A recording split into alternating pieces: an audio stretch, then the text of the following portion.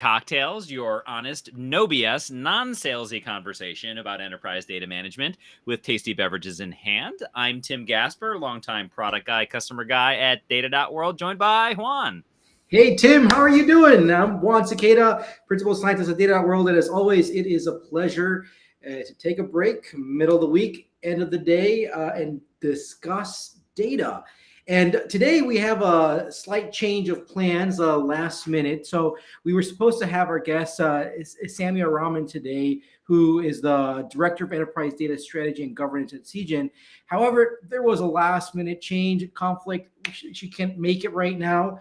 But look, this is the live show, honest, no BS. So the show must go on, and we'll look forward to having Samia back, and we'll reschedule it. So looking forward. But the thing here is that the topic we're going to have this discussion around data governance, data stewardship, and AI. And actually, what will be interesting is that so Tim and I have not prepared for this because we were supposed to have a guest. And we actually just prepared for it like in the last 2-3 minutes. So it'll be interesting to kind of get our take and then have Samia on this, and then we can compare our takes afterwards, and we'll have the audience go listen to the differences and stuff. Every once in a while we do these, right, where it's you and me chatting, and we find some areas of alignment, and then there's some cases where we disagree, and that's great. We love it. And actually, so we've done these kind of what we've called before these rant sessions, but they've always been pre-recorded because we've been on the road or whatever. But this is the first time we do this live rant session. So I don't know if anybody's listening to us live right now, well, bring us up, just comment or anything. So yeah, we're keeping a close eye on the comments and the chat here. So please jump in, ask questions, guide the conversation. We're watching. But we're still drinking something. So what are you drinking, Tim? So I am drinking actually a little cocktail of my own making here, which is strawberry, vanilla, and some bourbon whiskey. So it's sort of a little bit of a cocktail combination. And I'm in Chicago right now. I'm actually I found the business center here at the hotel, and I really wanted a beer, and they have nice Oktoberfest, Goose Island, and this is perfectly refreshing right now. Even though I'm in this business center and I only see 4 walls, but anyways, cheers. Cheers to, we're gonna have a controversial topic discussion about data stewardship. All right. Excited that you're drinking some Oktoberfest beer to accompany it. So, who wants to go first? Well, why don't we start by talking a little bit about what Samia was kind of thinking of kind of bringing up, right? So the topic was around, data stewardship, data governance, and how things are evolving, how things are changing. And where things kind of started off was around sort of this idea of the data steward. And this idea of, nowadays you hear more about things like data product managers, whether you're embracing things like data mesh or you're not, right? Do we need to change the way that we're thinking about things? The traditional view of governance was much more around, defensive data governance, data stewardship. Can you just get away with only having data product managers as we go forward? So, okay. So one of the things, so let's be my bold, honest position right now. Let's just imagine we can take the stewardship role out and the product management, all this stuff, right? Because data product management, these products, like this is something that's coming from the whole data mesh, and it has the governance pillar. So we have what if we could start from scratch? It's a clean slate, this. So the analogy I was thinking about, there's like a top-down, bottoms-up situation that I'm seeing right now. One is that from the bottoms up, we're like, well, we need a steward to know what data we have and make sure that we have great descriptions and what's PII for all the stuff that we have and blah. Okay, so you're like, let's go make sure we understand the current lay of the land that we have. Now, but from the top, it's like, I don't really care about what we have. I care about what we need. And what we need is what is the problem we're trying to go solve. So we're seeing these two things separately, and I'm like, this shouldn't be separate things. I think there should be one. And I think kind of sharing a little bit of the notes from what I was talking with Samia before is like, if you have data stewards in the organizations, you should upskill them and turn them into data product managers. And if you don't have a stewardship program, don't have one. Don't start it. Actually, just start with the data product management. And so I want to speak for Samia, and I believe that was her point. But I'm going to make that point right now. It's like, uh, let's just stop let's just stop with the data stewardship or in the data product. It's like there's just this one thing. I don't know what name you want to give it. And actually, a lot of other topics that we've conversations about before is like even we need to be rebranding data governance and call it data enablement or something. So I think all of that work needs to be done. I think we just need to reframe it for just to get people excited, because an honest, no BS thing here is I don't think people go to school or get like saying because I want to become a data steward when I grow up, right? Or honestly, like how many people are just super excited? I mean, the word data stewardship kind of already sounds boring.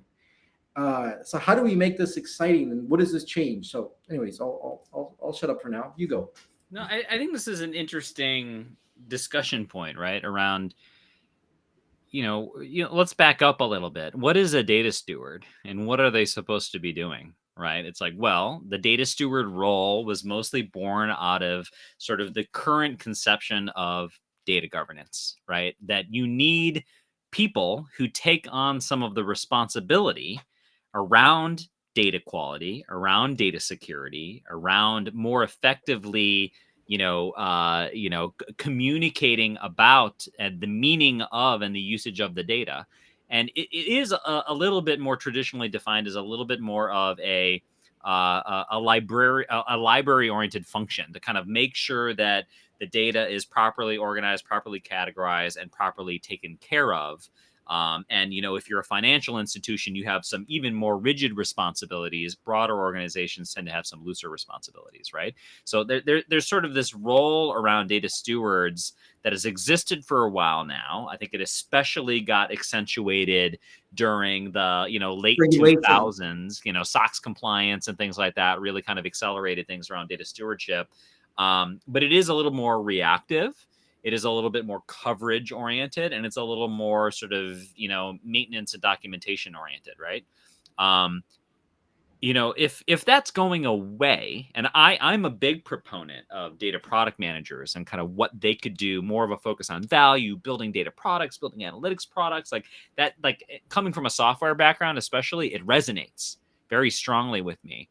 But then who is doing the stewardship, right? Is it like, similar to DevOps being, hey, all the engineers are going to be able to manage the infrastructure? Are we kind of shifting to a world where stewardship is fading away? Data product management is coming to the fore. And really, it's everyone's responsibility around data quality. It's everyone's responsibility around data documentation. Well, I think so. Yes, because everybody needs to eat their vegetables. Like the reason why we want to document and know where all our data is and stuff, right? Because for regulations and so forth. Now, why is it only just one part of the org or just a handful of people need to go do that? Well, everybody else let's say, go have fun with the data. It's like, no, I think everybody should have some responsibility around that. And I think that's it. I mean, there's a change, there's a paradigm shift that needs to happen around this. I mean, because as you're saying, the whole kind of traditional governance and stewardship is something that comes from the regulations, especially again, right? The 2008 stuff is one of the BCBS U39. So I think this is something needs to change because we don't live anymore in this world where it's all about the fear regulations. Now, here's the thing: the vendors will always want to go the governance because you need government, because you need compliance, and like they're always going to be selling you fear, and that's always a quote unquote easy way to go sell you something. But on the other hand, you're now like the data products is all about business value and the analytics you can derive from it. AI, like you're using all this generative AI stuff. Like this is again not just for you're not using that to manage your fear and stuff. Like you want to go generate new value. So I think this is the change, and I would actually characterize stewardship. Even the words, and I'm picky here on the words because, like, yeah, words matter, and that's just kind of the image that you get, and like you get annoyed. Oh, the governance team, right? The compliance, the stewardship, so forth. Like we need to just change that, right? And I think it's more of a maybe the work is still the same. It's just kind of like the style that's being presented, how we're marketing ourselves around this. That's the stuff that needs to change. But anyway, you're smiling. You go. I think this is interesting just because, I think, well, I think some more traditional organizations are always going to want to have data stewards because it's what they're used to. And there's sort of a defensive posture around it. Like I can imagine if anybody's listening to this who's more in the financial industry, or you may think like data stewards going away.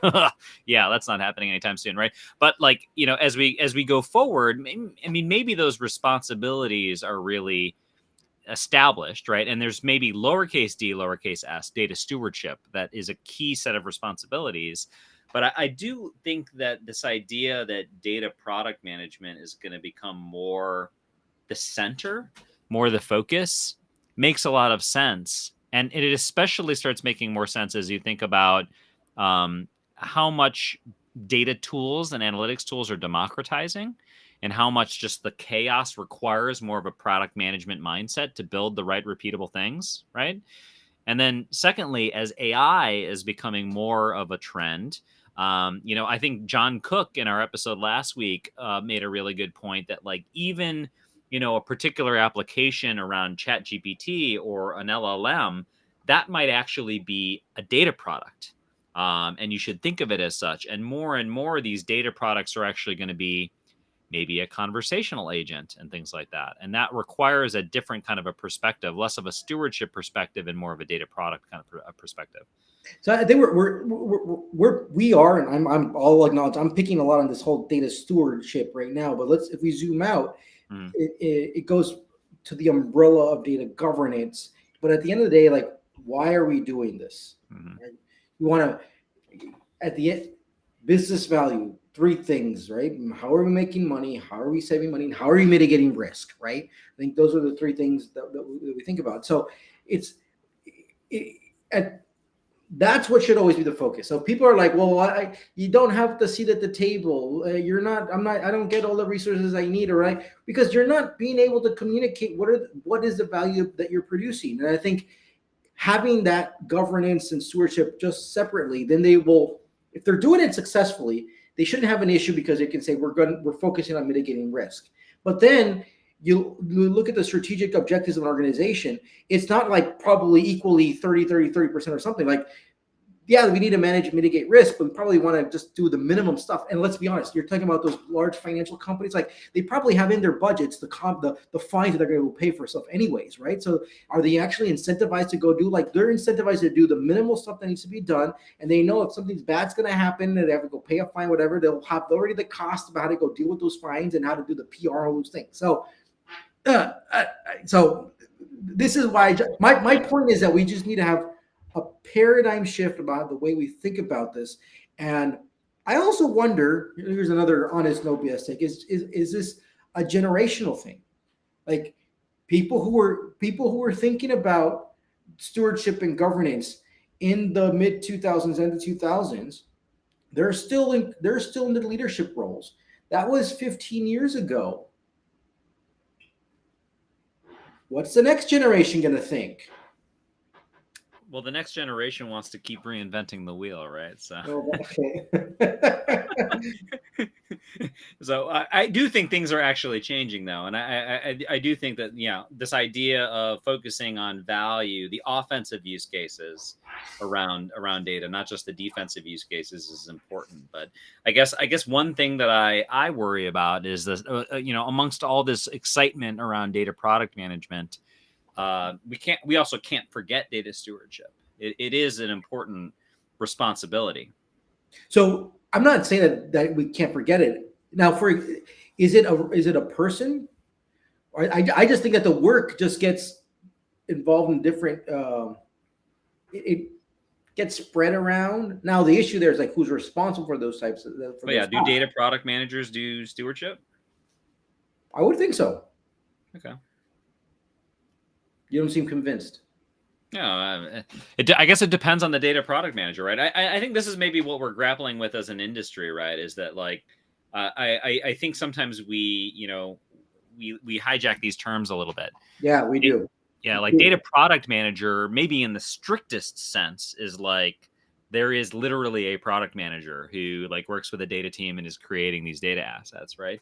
But I think maybe what we're arguing for a little bit here is a broadening of that concept a little bit. That like it'd be better to have a data product manager that takes on data stewardship responsibilities than to have a data steward, maybe who isn't really equipped to do the data product management side, right? And so maybe this is an opportunity to say, hey, let's hire. Going back to the original point, if we could bring on data product managers, and maybe that's the future. They're covering some of the stewardship responsibilities. And if you have stewards, evolving them to think about value and the production of data products, maybe that's a better. All right. Well, Tim, so you're customer guy. What are the best practices? So what are the best practices that you see? So things that you see, they're like, okay, this is working. Things that you see that this is not working. And what are ideas that you say, like, we haven't even tried this, but we should figure this other thing out. We should try this other thing out because I think it could work. But we haven't tried it out. Yeah. Well, I think across our customers, but in the space in general, stewardship is pretty common. Like everyone's kind of trying to define data stewards. Not a lot of organizations are hiring data stewards, right? Most folks are giving the hat to people. They're SMEs that are in different domains and things like that, and their names get identified. They get stuck on a spreadsheet. And now you're the data steward because you showed up on that spreadsheet, right? Like I think that's a little bit more the common thread of what's happening right now.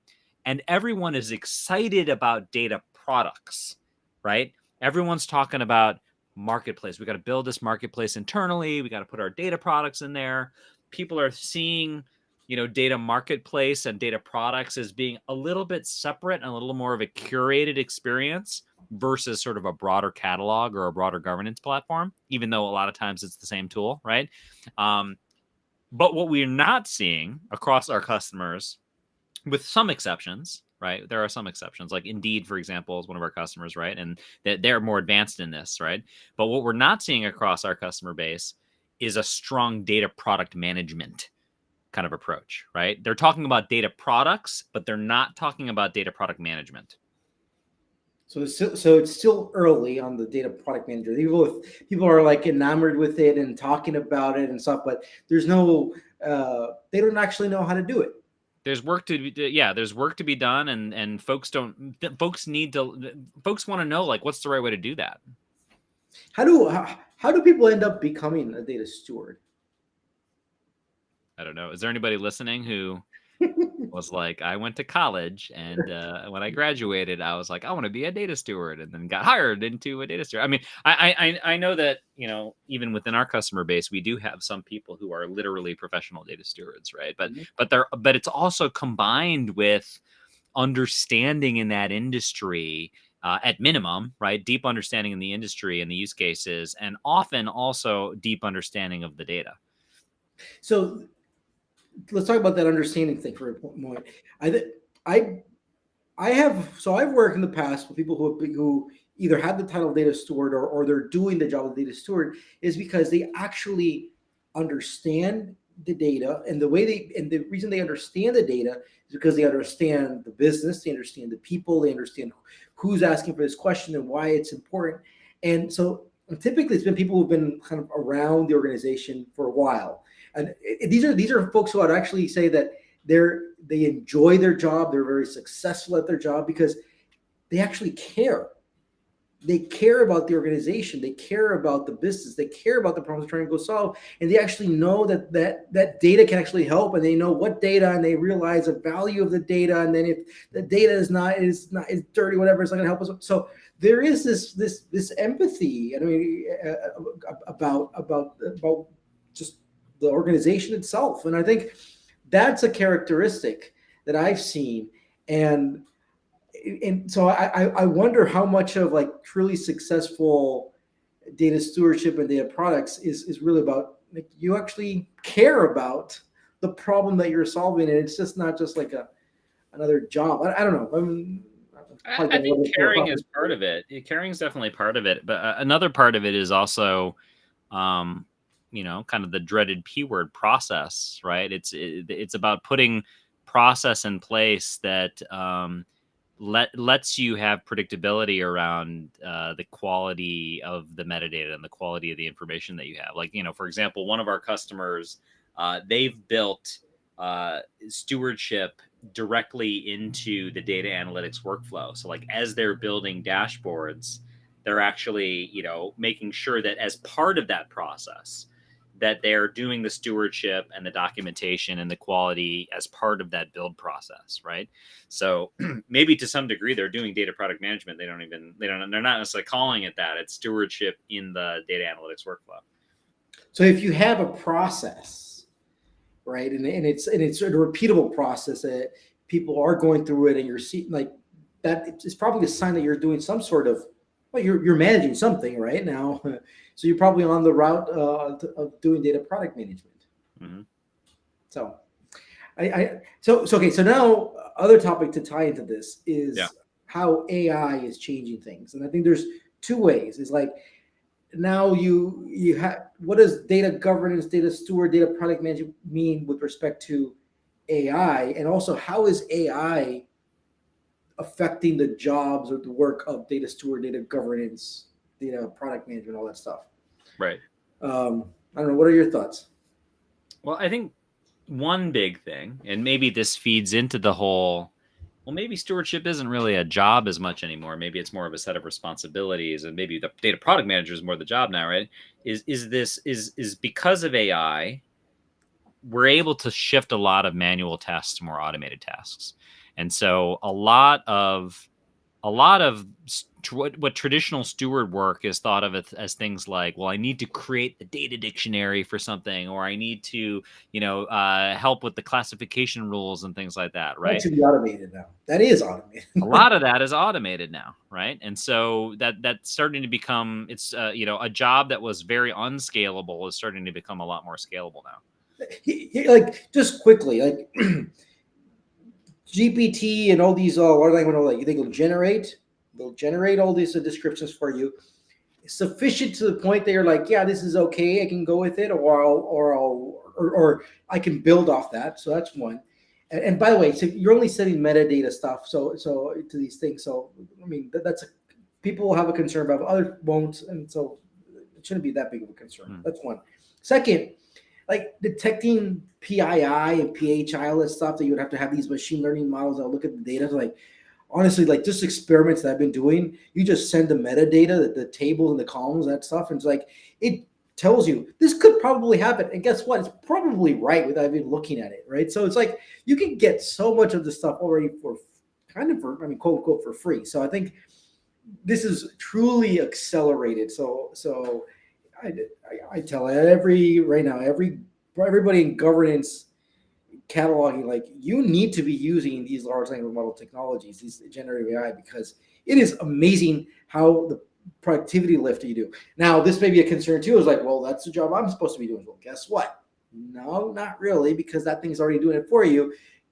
Again, the AI is not taking your job away. Somebody who knows how to use AI is taking your job away. So this is a clear example of that. So that's how I see AI now kind of quote unquote affecting a little bit the steward these jobs. But we just need to accelerate, because that is the boring work that we want to go do. Gets 80% of the work done. Perfect. Yeah. Are there certain use cases that you're seeing just in terms of data governance and stewardship that are being addressed by AI better? And then, are there use cases that you're like, it's not there yet? I would actually, so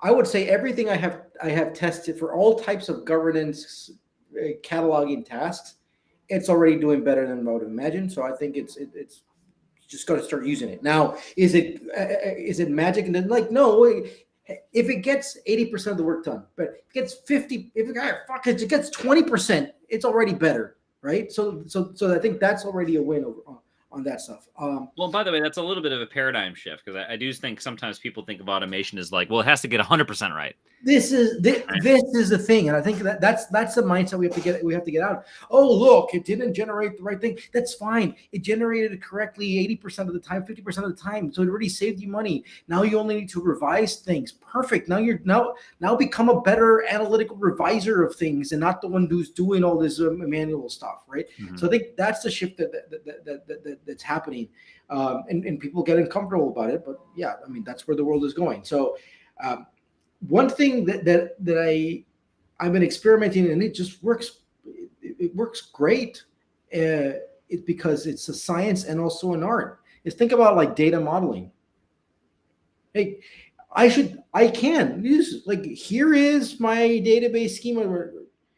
Create an ontology, a semantic layer, or whatever the target model, whatever you want of what this represents, and then actually create the relationship. That's not. Is it going to be perfect? No, because what does perfect mean? That's the modeling is going to be always a science and an art there, and that's maybe not how you're going to define your organization, but it's going to take you to the next. I mean, it's going to just accelerate that. So that is something it's inevitable. So actually, I think architects, like enterprise architects, data modelers and stuff, like that that job is a lot of that work is going to get automated.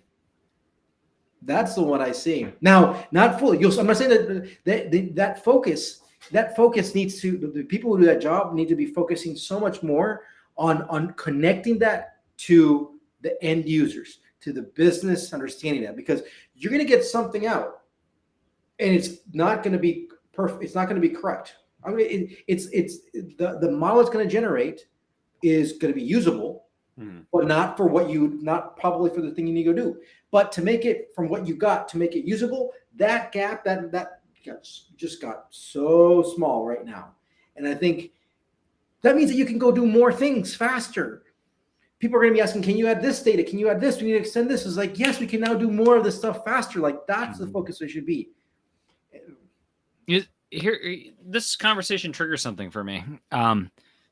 Is all this automation and growth around AI technology shifting the ratio between IT and business? Like for example, I think in general, there's a certain amount of IT, I'm using that as a generic term to represent the technical people that are having to kind of support the broader sort of the line of business, like the people who are really kind of like, if you're a bank, there are people who are, cashing checks and stuff like that, right? Like there are people who have to do the work, right? And even a lot of that's getting automated, but that aside, right? The people in the line of business, right? Like is the ratio shifting now because, going back to the architect, right? Maybe the architect normally needs to take a week and go build out the schema, build out the concept diagram, build out the network diagram, whatever, right? Now you just say, okay, here's the data I'm going to use. Here's the concepts we're trying to do. And boom, it's done in a minute. I expect that now in hours. There's no, honestly, there's no excuse.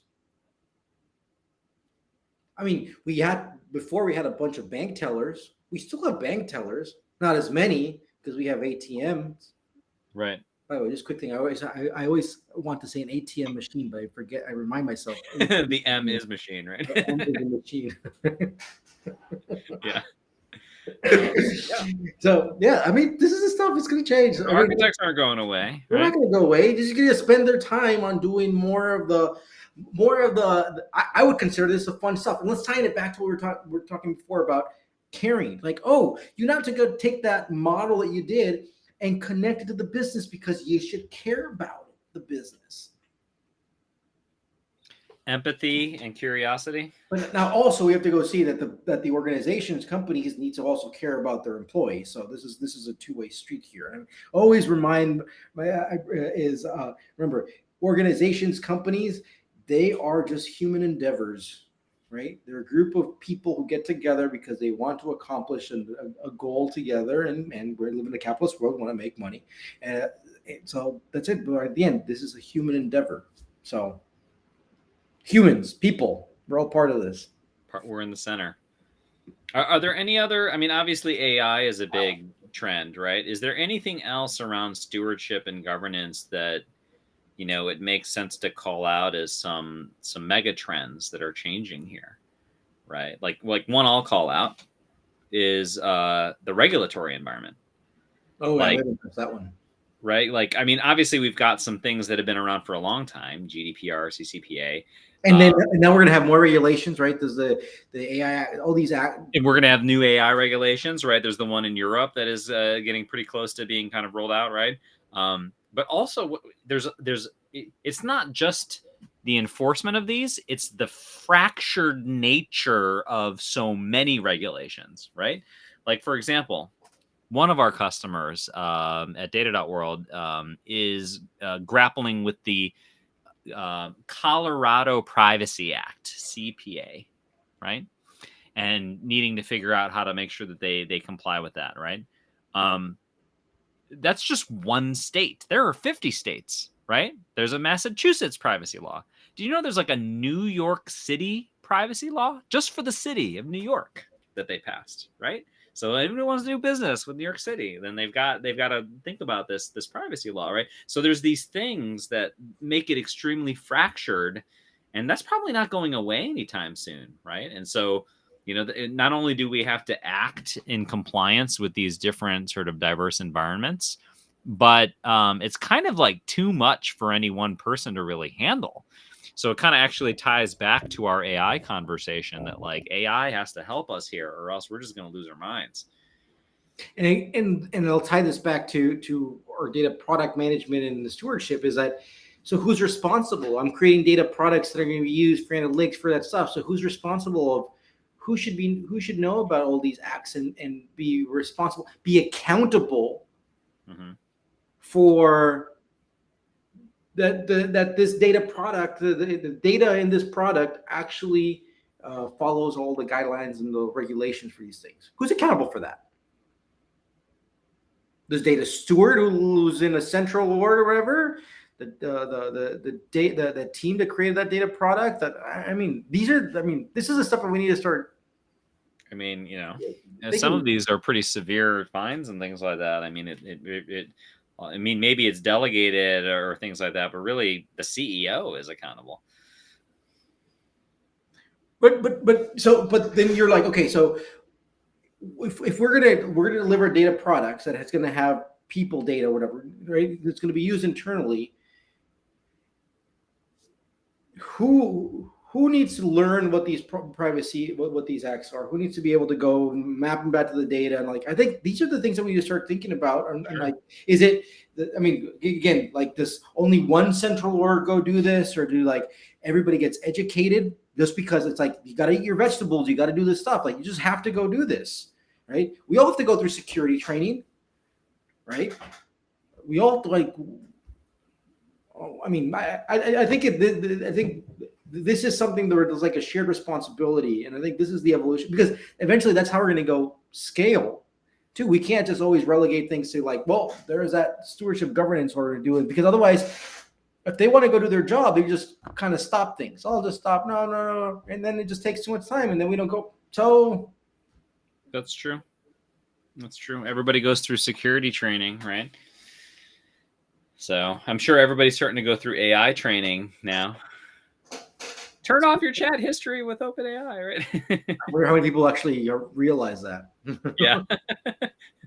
If your chat history is on, everybody, did you know that OpenAI is able to train off of everything that you're saying? That's true. So if you're using that actually is true. We're not actually pretending when we say that. That's true. Tim, this episode here is a reminder of how we used to do things. Many years ago, like 3 years ago. Yeah. For those of you that know, right? Over 3 years ago, we would get together on a Zoom, and we'd have our tasty beverages in hand, and we would just be ranting. People would join the Zoom.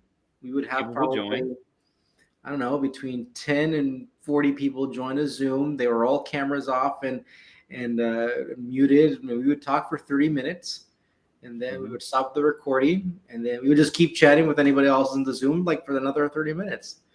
And then this has evolved. Anyways, this is cool to do this again. It's been a long time.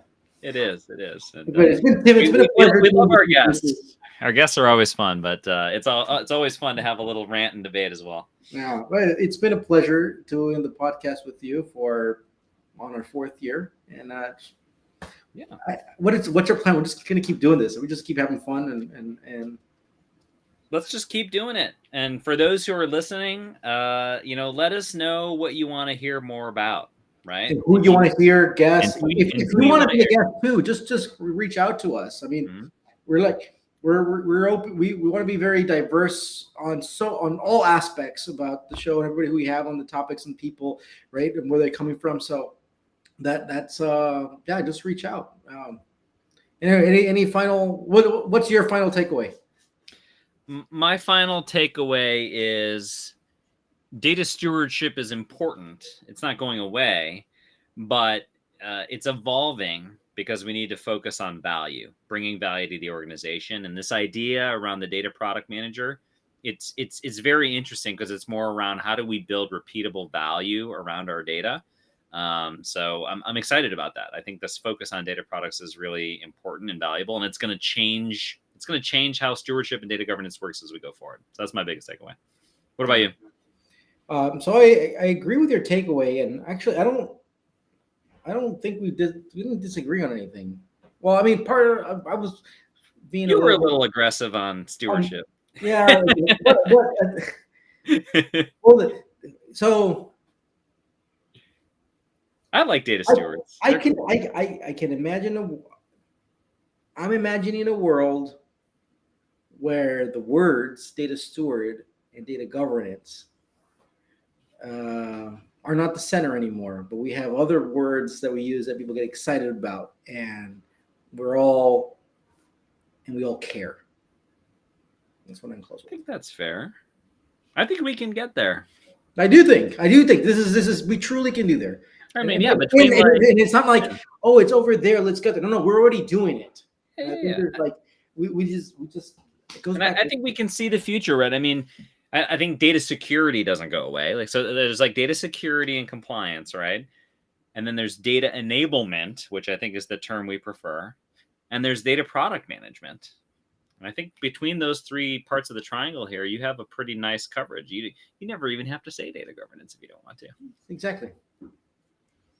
So cheers to not saying data governance. Or I'm going to say it 5 times right after this. I'm going to be like, all right, so that data governance use case. Anyways, it's really hard. Words are hard, right? We get steeped in them. They don't go away easily.